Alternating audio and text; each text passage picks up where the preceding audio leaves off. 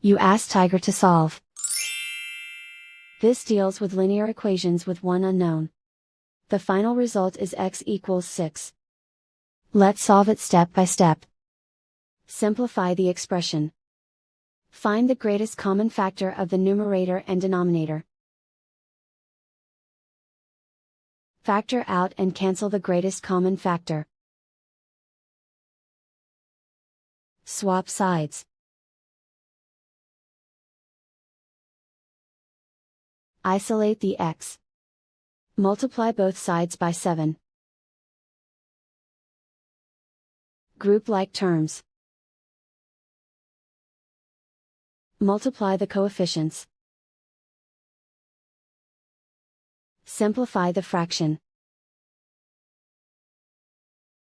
Multiply the fractions.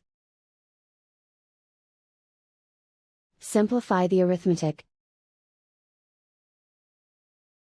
And so the final result is x equals 6.